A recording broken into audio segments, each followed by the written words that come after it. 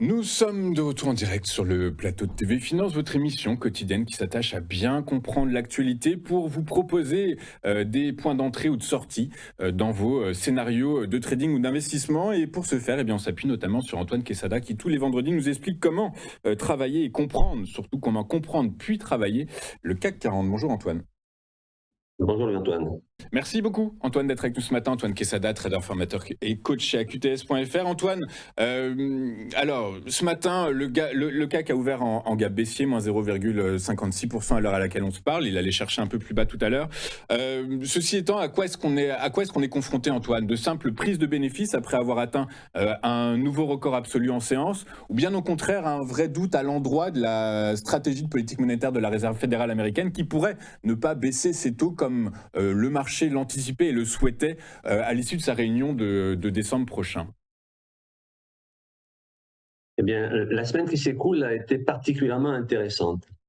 Intéressante au sens où le scénario que j'avais envisagé, c'est-à-dire d'une poursuite de la baisse vers un support nettement plus bas, on verra tout à l'heure sur le journalier, ça sera plus précis, hum, j'y vois une espèce, comment dire, de contre-pied du marché. Donc le marché devient dangereux à l'instant T. Donc, cette semaine, il l'a été et je pense que dans les jours qui viennent, ça, il va l'être encore. Donc, quand je dis dangereux, c'est qu'il va peut-être nous donner envie de partir dans un sens alors qu'il va peut-être partir dans l'autre. Alors, je m'explique. Ici, bon, rapidement, le graphique en hebdomadaire, la fameuse résistance en ligne rouge sur les 8260 qui est là et qui coiffe les cours, on a effectivement, pas plus tard qu'hier, on a cassé à nouveau ce plus haut historique, on a fait un nouveau plus haut historique, et ça j'avoue, et je l'ai dit la semaine dernière, je ne m'attendais pas à ce qu'il se produise, en tout cas pas aussi vite. D'ailleurs, j'avais même dit, on ne reverra pas les plus hauts historiques de sitôt, on les a dépassés hier.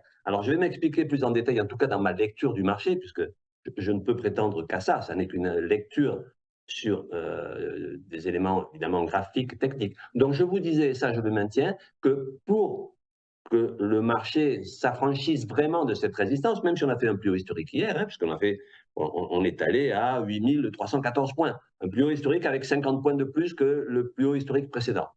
Mais ce qui est important de noter ici, c'est que pour réellement valider le fait que l'on casse enfin cette grosse résistance, il faudrait, c'est ce que je disais la semaine dernière, je le maintiens encore aujourd'hui, il faudrait qu'on vienne clôturer, donc on est vendredi, ça tombe bien, c'est la fin de la semaine, il faudra observer cette dernière bougie qui est ici à droite, la grande verte, qui a dépassé la ligne horizontale rouge avec cette petite mèche, il faudra voir comment on clôture cette semaine, et si on venait à clôturer au-dessus, effectivement, on pourrait extrapoler le fait que on va s'affranchir de cette résistance. Pour le moment, on n'en est pas là, et c'est là où je vais m'expliquer plus en détail en allant sur le graphique en journalier. Voilà. Alors, j'ai rajouté quelques éléments qui vont être intéressants, en tout cas que moi je juge intéressants. La semaine dernière, comme je vous l'avais dit également, on est allé, enfin vendredi dernier, en fait, on a fait un plus bas en revenant sur la zone des 7916 points, les pointillés verts ici dont je vous parle depuis toutes les semaines, depuis des mois, qui était un support que l'on n'avait pas encore tapé vendredi en séance. On l'a tapé plus tard, en fait. Enfin, on l'a tapé vendredi, mais après 9 heures, enfin après que je vous en parle. Et je pensais encore à ce moment-là que très probablement, on irait chercher plutôt, au lieu des 7916 points, 7900 pour faire simple, qu'on irait chercher les 7800, c'est-à-dire 100 points plus bas, 100 points plus bas pour trouver deux supports majeurs, un horizontal, la ligne des 7804 points ici, que vous avez en pointillé rouge, qui est là aussi depuis des mois, et la fameuse grande oblique haussière de très long terme, qui est tracée en noir ici, qui est un support donc de long terme tracé sur du mensuel et qui passait lui aussi sur les 7800. Donc pour moi, le plus probable ici était que l'on aille chercher cette zone de 7800 pour ensuite un hypothétique rebond. En tout cas, ça me semble être le support majeur. Bon, on n'est pas allé jusque-là. Et dès vendredi, enfin vendredi en fin de séance, déjà, le marché, après avoir atteint les 7916, même à 7908, il a commencé à rebondir un petit peu. Et et lundi, qu'est-ce qui s'est passé? D'ailleurs, si on avait fait une séance de lundi, je vous aurais dit attention, on n'ira certainement pas tout de suite à 7800. On est en train de rebondir à la faveur de quoi? Alors là, je parle des éléments qui sont de ma spécialité, et je l'ai tracé ici en pointillé rouge, à la faveur d'une divergence haussière cachée. Alors, Encore une fois, elle n'est pas plus cachée que les autres, mais c'est une divergence de continuation de tendance. Et vous l'avez en pointillé rouge ici, sous la courbe des prix, sur la partie droite. Alors j'ai mis en pointillé rouge pour les différencier, la différencier des deux précédentes qui avaient eu lieu, qui permettaient d'extrapoler le fait qu'on avait encore du potentiel de hausse. Donc cette divergence haussière cachée a contribué, bon, elle n'est qu'une conséquence, moi j'en fais une cause, mais en fait c'est plutôt une conséquence, elle a contribué à montrer que on pouvait repartir vers le haut. Et c'est ce qu'on a fait toute la semaine, en fait. Une semaine étrange, alors qu'on avait un jour férié, même si les marchés étaient ouverts. C'est-à-dire qu'un jour, le 11 novembre, en pleine semaine, un jour férié, et qui a permis au marché de s'envoler, entre autres. Donc, bref, cette divergence haussière cachée, qu'est-ce qu'elle a fait? Elle a poussé les cours, et ça, effectivement, à faire un petit rebond. Je ne m'attendais pas, ça je vous l'avoue, à ce que ce rebond soit aussi copieux, entre guillemets, c'est-à-dire qu'on aille faire un nouveau plus historique. C'est le contraire de ce que je vous disais la semaine dernière, je n'y croyais pas du tout.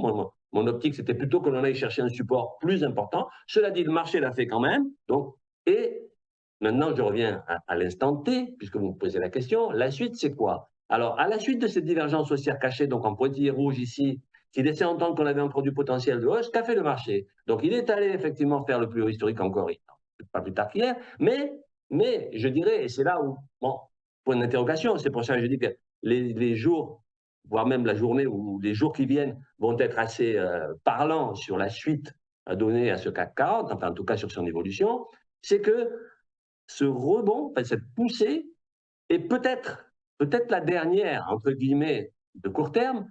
Pourquoi je dis ça?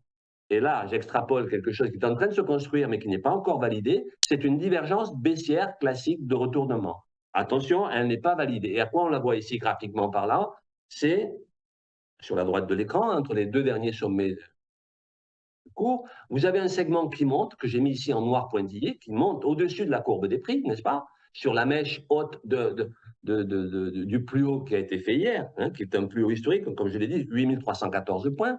Alors que si vous regardez l'indicateur, et les deux indicateurs d'ailleurs que j'utilise ici, aussi bien un RSI 14 qu'un stochastique 1435 lissé, ici, vous avez un segment qui, à contrario, est plutôt baissier.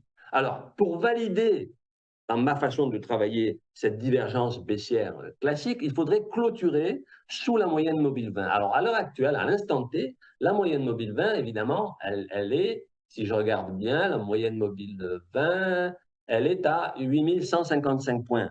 À l'instant T, évidemment, elle fluctue, parce que par définition, elle est mobile, mais à l'instant T, aujourd'hui, une clôture sous ce 8155 points pourrait laisser entendre qu'on ira plus bas, certainement revenir sur les 7914. Tout ça pour dire quoi?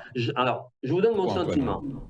Mon sentiment, c'est que ce qui s'est produit ces derniers jours est une espèce de piège, hein, ce qu'on appelle un bull trap, hein, sur un marché qui était haussier quand même, de moyen long terme, avec un excès, entre guillemets, sans de réel volume très très fort, qui a sans doute incité beaucoup de gens qui étaient à la vente de sortir du marché puisqu'ils se retrouvaient à contre-pied, hein, n'est-ce pas? C'est des stops qui pourraient être touchés, comme on dit, hein, stop loss. C'est-à-dire qu'on considère que la baisse était le scénario le plus probable, et c'était le mien, encore la semaine dernière. Antoine, je me permets de vous couper un peu parce que là, il faut... Allez, dites-nous comment on travaille, comment ça se passe aujourd'hui et comment on se positionne. Alors, comment ça se passe aujourd'hui? Mon sentiment, c'est que cette divergence baissière classique, elle a des chances de se produire.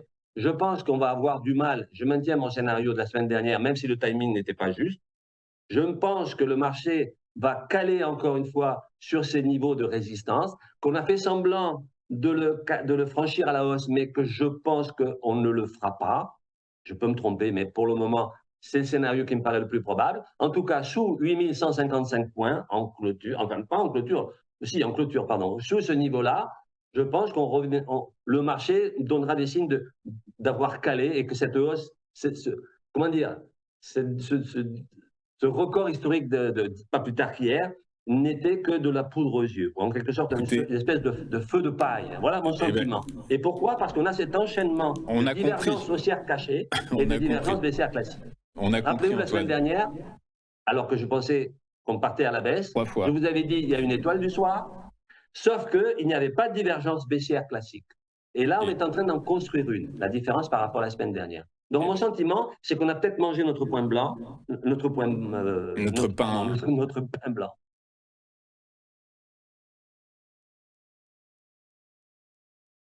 Je ne vous entends bien plus, dangereux.